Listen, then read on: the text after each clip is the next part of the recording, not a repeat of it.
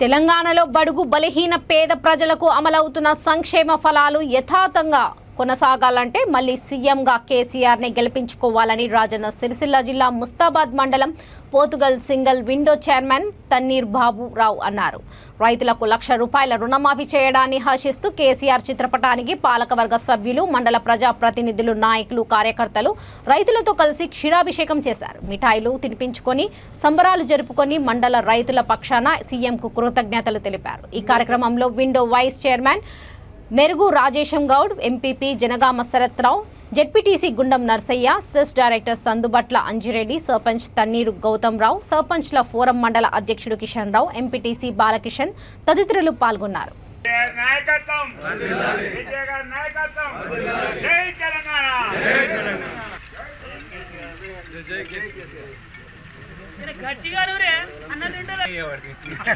మీది కొట్టే అన్న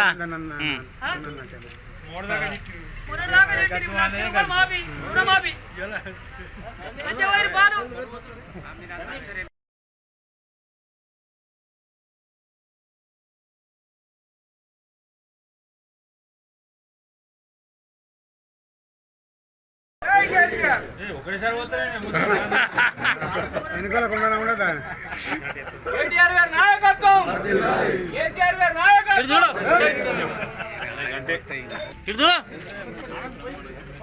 మన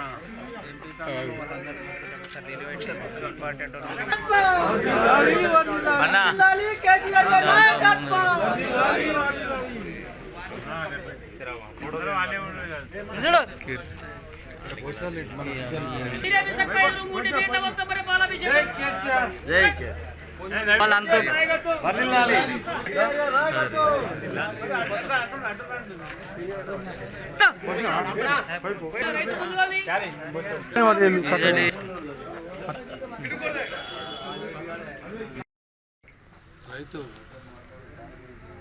రుణమాఫీ సందర్భంగా కేసీఆర్ గారికి పాలాభిషేకం చేసే సందర్భంగా మండల నాయకులు, గౌరవనీయులు ఎక్కడ లేనటువంటి పరిపాలన అంటే భారతదేశంలోనే ఒక చరిత్ర సృష్టించినటువంటి కేసీఆర్ గారు ఈరోజు మనకు ఒకసారి మాట ఇచ్చిందంటే మాట తప్పకుండా ఎట్ ఏ టైము ₹1,00,000 రుణమాఫీ చేసి రైతులందరికీ ఊరట కల్పించిండు. ఇటువంటి పథకము ఎక్కడ కూడా భారతదేశంలో ఎక్కడ కూడా లేదు. రైతులను ఆలోచించి రైతుల కోసము ఆలోచించే నాయకుడు కూడా భారతదేశంలో ఎక్కడ లేడు. అటువంటిది మన తెలంగాణ వైపు అన్ని రాష్ట్రాలు కూడా మన తెలంగాణ వైపు చూస్తుంది.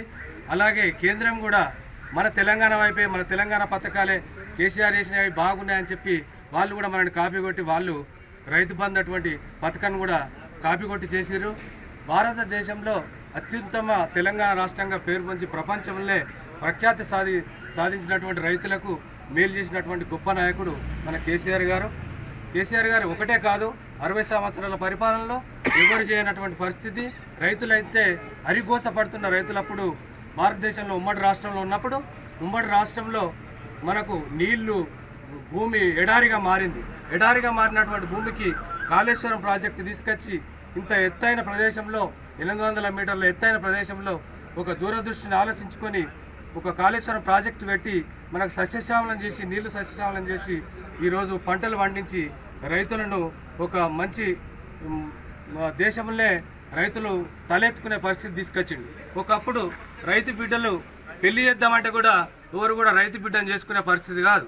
ఇలా కేసీఆర్ వచ్చిన తర్వాత సాఫ్ట్వేర్ చేసిన వాళ్ళు కూడా సాఫ్ట్వేర్ కంటే ఎక్కువ రైతులు సంపాదించుకునే ఆదాయం పెంచి కేసీఆర్ గారు నిన్న రైతులకు రుణమాఫీ ప్రకటన చేసిన నేపథ్యంలో పోతుగల్ సింగిల్ విండో ఆధ్వర్యంలో ఈరోజు గౌరవ ముఖ్యమంత్రి కేసీఆర్ గారికి పాలాభిషేకం చేయడం జరిగింది.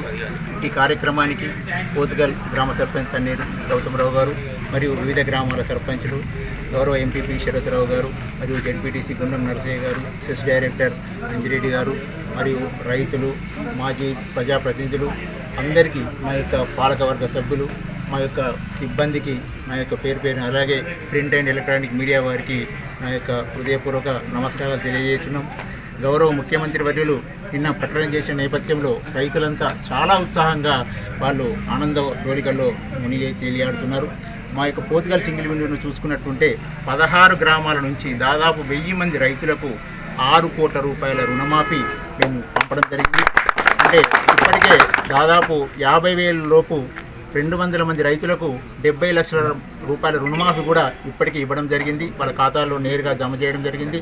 తర్వాత ఇప్పుడు 49,900 అంటే 50,000 నుంచి 1,00,000 రూపాయల వరకు దాదాపు మాకు 5 కోట్ల రూపాయలు అంటే 4 కోట్ల రూపాయలు ఇప్పుడు వచ్చేటువంటి రుణమాఫీలో అంటే మొత్తం మంజూరు కాబోతున్నాయి. కాబట్టి ఇంత మంచి అవకాశం చేసినటువంటి గౌరవ ముఖ్యమంత్రి వర్యులకు, దీనికి గౌరవ మంత్రివర్యులు కేటీఆర్ గారికి, మరియు గౌరవ ప్రణాళికా సంఘం ఉపాధ్యక్షుడు వినోద్ కుమార్ గారికి, మా టెస్కాప్ చైర్మన్ కొండూరు రవీందర్రావు గారికి, అంటే వారు కూడా ఎప్పటికప్పుడు గౌరవ ముఖ్యమంత్రి గారికి ఎప్పటికప్పుడు చెప్తుంటే రుణమాఫీ తప్పకుండా చేస్తే బాగుంటుందని వారు కూడా చెప్పడం జరిగింది. కాబట్టి ఇంత మంచి మహారాజు ఈ ప్రకటన చేయడం, రైతులంతా ఆనంద డోలికల్లో మునియాడడం, అంటే రైతు బంధు చూసుకున్నా, రైతు బీమా చూసుకున్నా, ధాన్యం కొనుగోలు చూసుకున్నా, ఎక్కడ కూడా రైతుల పట్ల ముఖ్యమంత్రికి ఉన్నటువంటి ప్రేమ ఎవరికి కూడా లేదు.